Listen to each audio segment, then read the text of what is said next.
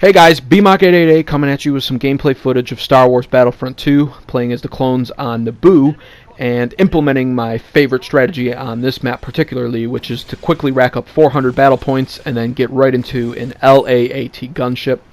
Now, I am a bit of a troll by nature, especially when it comes to video games.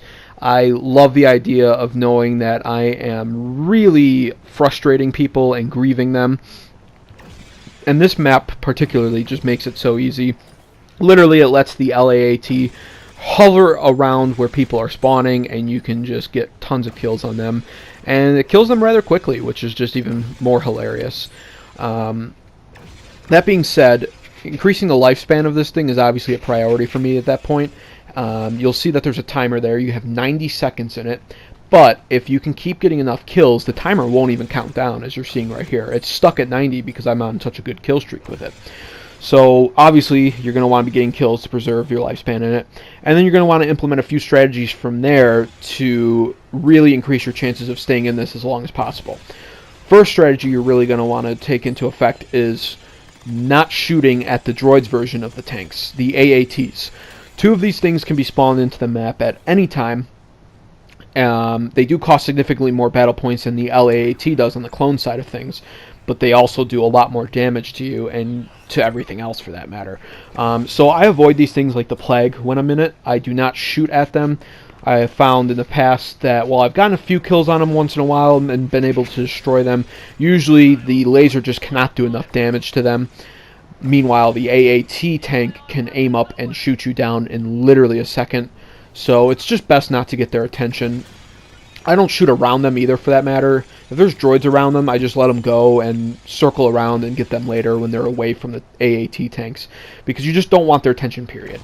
So that's the first strategy. Second strategy is there will come plenty of times while you're hovering around the skies in this thing where you see multiple droids around each other.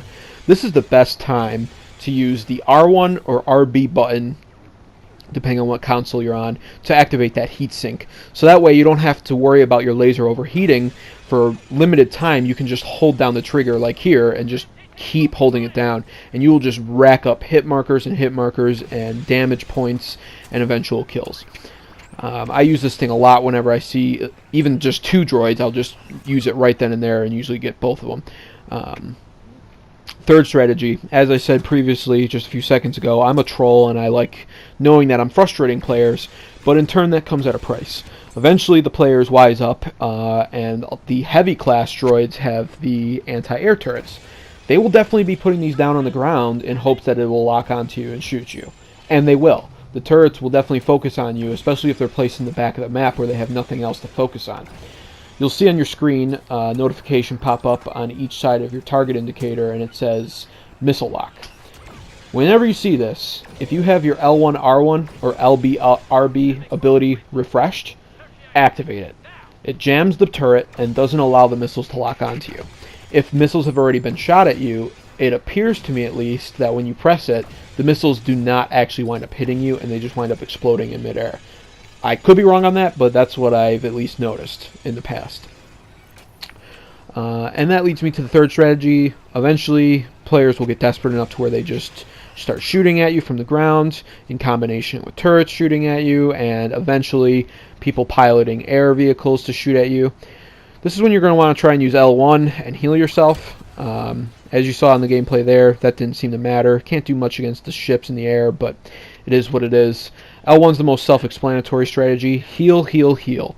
And it actually replenishes a good amount of health when you do press it, so it's a good thing to keep in mind. Well, as always, guys, thank you so much for watching, and have a good rest of your day or evening, or whatever time of day it is that you're watching this. We got